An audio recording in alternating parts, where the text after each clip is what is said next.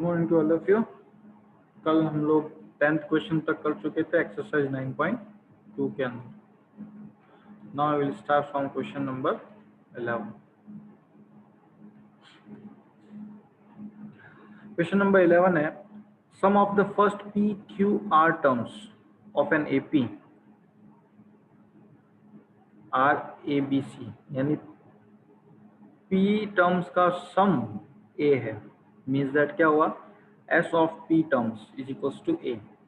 इसका मीनिंग क्या होगा, फॉर्मूला होता है एस एन का n by two A plus N minus one into D. तो यहाँ पी टर्म का है तो क्या हो जाएगा, p by two A plus P minus one into D is equals to A. अब देखें यहाँ पर ये ऑलरेडी स्मॉल a आ चुका है, इसीलिए हम यहाँ पर AP में फर्स्ट टर्म a कंसीडर नहीं करेंगे, इसलिए हमारा फॉर्मूला सब्स्टिट्यूट कर देंगे या तो कैपिटल A से या A1 से।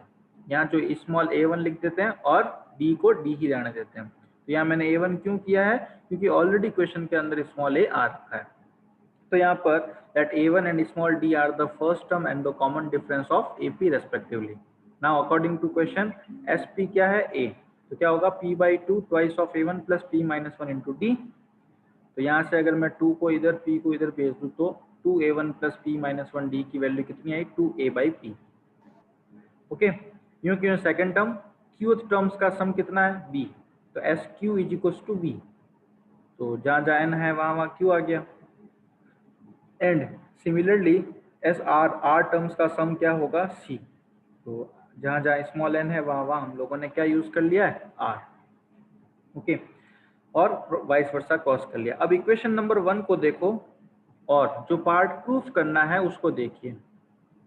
a बाई पी के मल्टीपल में क्या आ रहा है, q माइनस आर। तो हम लोग क्या करते हैं, इक्वेशन 1 को किससे मल्टीप्लाई करते हैं, q माइनस आर से। क्लियर, यूं कि यूं b बाई क्यू, यानी इक्वेशन नंबर 2 में ये b बाई क्यू है, इसको हम लोग किससे मल्टीप्लाई करते हैं, r माइनस पी से। और c बाई आर वाले टर्म को किससे मल्टीप्लाई करेंगे, p माइनस क्यू से। तो इनको रेस्पेक्टिवली अगर मैं मल्टीप्लाई कर दूं तो लेफ्ट साइड को मैं पहले लिख रहा हूं, twice of a by P Q minus R is equals to twice of a1 Q minus R plus d तो बाहर है ही, इस p माइनस वन को मैं q माइनस आर से मल्टीप्लाई करके ही लिख रहा हूं। तो क्या आएगा, P Q minus P R, फिर माइनस वन को अगर करें तो minus Q minus minus plus R. ये तो आया इक्वेशन 1 को q माइनस आर से मल्टीप्लाई करने पर। नेक्स्ट सेकेंडली चलते हैं 2 को। तो 2 को जस्ट मल्टीप्लाई करेंगे तो क्या आएगा, twice of b by Q R minus P is equals to twice of a1 साथ में क्या, r minus P plus d। Now multiply करके ही लिख देते हैं। q को करें पहले तो Q R minus P R, फिर माइनस वन को करेंगे तो minus R minus minus plus P. Twice of C by R P minus Q is equals to twice of A one R minus P minus Q plus D. इसको multiply करें इससे तो P R minus Q R minus P minus minus plus Q. Okay, अब according to question जैसे मैं अगर इसको equation number 4 दूं, इसको 5 दूं और इसको 6 दूं, तो अब हमने क्या करना पड़ेगा, इन सबको ऐड करना पड़ेगा, क्योंकि लेफ्ट साइड यही इंडिकेट करती है कि ऐड कर दो। तो जैसे ही मैं ऐड करता हूं तो 2 तो कॉमन ले लो, क्या मिलेगा, a by P Q minus R plus b by Q R minus P plus c by R P minus Q. ये हमारी लेफ्ट हैंड साइड का पोर्शन है, ब्रैकेट के अंदर जो है 2 बाहर है। इनको ऐड करते हैं, 2 कॉमन आया, a1 भी कॉमन आया। अगर मैं इन सबको ऐड करते टाइम इस 2a1 को कॉमन ले लूँ तो अंदर क्या बचेगा, q minus R plus R minus P minus Q.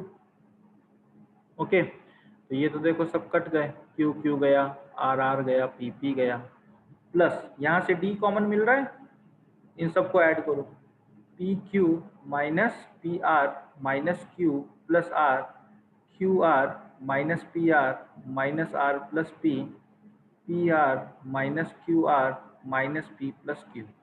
तो अगेन देखो आर आर गया, क्यू क्यू गया, पी पी गया, पी क्यू चला जाएगा, कहीं मैंने गलत लिख दिया है, पी आर, पी क्यू, दो जगह क्यू आना चाहिए था, आर क्यू पी क्यू, यहाँ पी क्यू होगा, ये पी क्यू है, तो ये पी क्यू गया, पी आर गया, क्यू आर गया। तो देखो क्लियरली क्या हो रहा है, 2a1 into zero plus D into zero, तो ओवरऑल क्या हो गया 0, और ये मल्टीपल का 2 है, इसको डिवाइड में भेज दो, तो 0/2 कितना हो जाएगा 0, ब्रैकेट के अंदर का पार्ट कितना प्रूफ हो चुका 0। यही हमें क्या करना था, प्रूफ करना था इस क्वेश्चन के अंदर, और काफी अच्छा क्वेश्चन भी है, वेरी इंपॉर्टेंट।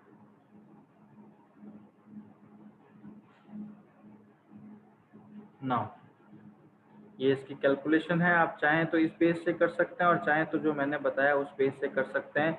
इसमें इसने डी वगैरह की वैल्यू निकाल के इक्वेट करके किया है, अल्टरनेट मेथड है, you can use it also, जो पसंद आए वो कर लीजिएगा। The ratio of the sums of M and N terms, यानी एस एम और एस एन, इन टर्म्स के सम का रेशियो जो है वो है m square by n square. Now we have to show that the ratio of mth and nth term means that mth term का फॉर्मूला क्या होगा, a plus m minus one into D upon nth term का formula क्या होगा, a plus n minus one into D. ये जो ratio है हमें कितना लेकर आना है, 2m minus one upon 2n minus one, ये प्रूफ करना है। तो कल आप लोगों को मालूम हो तो ऐसा ही था, सम ऑफ सम टर्म्स दे रखा था और 18th टर्म का रेशियो पूछा था, तो हम लोगों ने वहां कुछ वैल्यू पुट कर दी थी। तो यहाँ 18th टर्म का नहीं पूछा है, किसका पूछा है, mth और nth टर्म का। तो स्टार्ट करते हैं इसी से। sm का फॉर्मूला क्या है, m/2 twice of a plus m minus one into D upon n/2 2a plus n minus one into D is equals to क्या है, m square upon n square. ध्यान से देखें तो 2 से 2 कट हुआ, m से m कट हुआ, n से ये n भी कट हो जाएगा। तो ओवरऑल क्या मिल रहा है, 2a plus m minus one into D is equals to m and 2a plus n minus one into D is equals to n। अब प्रॉब्लम का जैसा कल किया था मैंने, हमें लेकर आना a प्लस और यहाँ क्या है 2a प्लस, तो हम क्या करते हैं, इसको जबरदस्ती 2 को कॉमन लेते हैं। तो अगर मैं यहाँ से 2 कॉमन लूँ तो क्या आएगा, a plus small m minus one by two into D, clear है, अपॉन यहाँ पर क्या होगा, twice of a plus n minus one into by two D is equals to small m by n। 2 से 2 कट हो गया। अब और प्रॉब्लम क्रिएट हो गई। क्या प्रॉब्लम क्रिएट हुई, यहाँ हमें क्या चाहिए, m माइनस वन चाहिए, यहाँ आ क्या रहा है, m minus one upon two आ रहा है। तो हम क्या करें, m को किससे रिप्लेस करें कि यहाँ m minus one upon to क्या बन जाए, m माइनस वन बन जाए। तो इसका सिंपल सा आंसर यही आएगा, देखो आंसर में 2m माइनस वन, अगर मैं m की जगह क्या लिख दूं, 2m माइनस वन रिप्लेस कर रहा हूं मैं, तो हमारा रिक्वायर्ड पार्ट बन जाएगा। जैसे कैसे, small a plus small m की जगह ये और स्मॉल n की जगह 2n माइनस वन रिप्लेस कर दो। तो स्मॉल m की जगह लिखो जरा 2m माइनस वन, एक तो ये माइनस वन, एक ये माइनस वन, कितना हो जाएगा -2 अपॉन 2, ये d अपॉन में as it is a plus 2n minus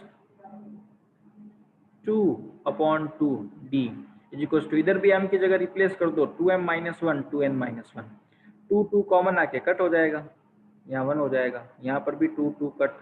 तो देखो ओवरऑल क्या बच रहा है, a plus m minus one into D upon a plus n minus one into D, value कितनी आई, 2m minus one upon 2n minus one, और यही part हमें क्या करना था, प्रूफ करना था।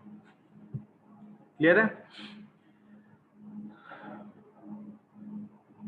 नेक्स्ट क्वेश्चन लेते हैं, if the sum of n terms of an AP means that Sn दे रखा है क्या, 3n square plus 5n, its mth term is 164, then what is the value of m? Okay, mth term means that a plus M minus one into D, ये value कितनी 164, इसको equation number 1 दे दिया, और S N की value ये है। तो आप लोगों को क्या करना है, वैल्यू फाइंड करनी है एम की। तो देखो इसको सिंपल सा बताता हूं मैं। अगर मैं एपी को कंसीडर करूं a1, a2, a3 ये, तो अब यहाँ मैं n की वैल्यू 1 पुट करता हूं। n की वैल्यू 1 पुट की मींस दैट क्या आया, सम ऑफ वन टर्म।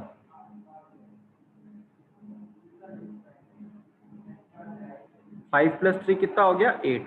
सोचो एक एपी है जिसके अंदर सिर्फ वन टर्म ही है, तो जो S1 होता है वो किसके इक्वल होगा, A1 के इक्वल ही तो होगा। तो A1 की वैल्यू कितनी आ गई 8, क्योंकि इसमें एक ही टर्म है। तो ये लीजिए मैंने इस एपी की फर्स्ट टर्म फाइंड कर ली 8। नाउ 2 पुट करता हूं, S2 3 2 स्क्वायर 5 2 2 का स्क्वायर 4 4 3 जा 12 प्लस 5 2 जा 10, 12 प्लस 10 कितना हो गया 22। अब S2 का मीनिंग बताओ क्या होता है, S2 होता है sum of two terms. Two terms means that A1 plus A2। A1 plus A2 कितना है 22 है। तो अब A1 की वैल्यू फाइंड हो चुकी है 8, सॉरी यहाँ लिखना है A2 प्लस का 8 इधर आएगा माइनस 8। तो A2 की वैल्यू कितनी है 22 माइनस 8 हो गया आप लोगों के 14। तो A2 हुआ 14, फर्स्ट टर्म 8 सेकंड टर्म 14, तो कॉमन डिफरेंस D बताओ कितना होगा, 14 माइनस 8 कर दीजिए तो कितना हो जाएगा 6। तो देखो D मिल गया कितना 6, जैसा कि यहाँ पर मिल रहा है। A कितना फर्स्ट टर्म 8, जैसे A और D मिल गया। अब आप लोगों को mth टर्म 164 दे रखी है, तो A और D की वैल्यू इसमें पुट कर दो। A की वैल्यू कितनी 8 plus m minus 1 into D की वैल्यू कितनी 6 इज इक्वल टू 164। प्लस का 8 इधर लेकर आए माइनस 8, तो 164 में से 8 माइनस हुआ कितना हो जाएगा 156। फिर ये मल्टीपल का 6 से आएगा डिवाइड में, 6 2 जा 12, 3 6 6 6 जा 36, माइनस का 1 इधर लेकर आए प्लस 1, तो m की वैल्यू कितने मिल गई 27। That will be our final answer.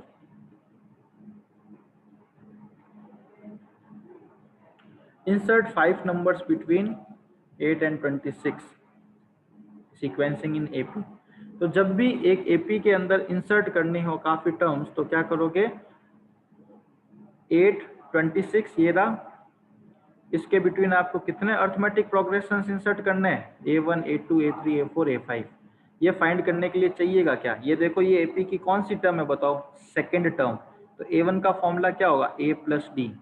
A2 ये कहने को A2 है, सेकंड एपी है, ठीक है, सेकंड अर्थमेटिक टर्म है, बट इसका टर्म कौन सा है थर्ड। तो थर्ड के लिए A प्लस क्या होगा 2D होता है, A plus n minus 1 into D. Next A3 A plus 3D, A4 के लिए A प्लस 4D, और कैपिटल A5 के लिए A प्लस 5D, क्योंकि ये टर्म नंबर 2 है, टर्म नंबर 3 है, टर्म नंबर 4 है, टर्म नंबर 5 है, और ये टर्म नंबर 6 है। टर्म के अकॉर्डिंग ये 6 है, बट अर्थमेटिक प्रोग्रेशन के हिसाब से क्या है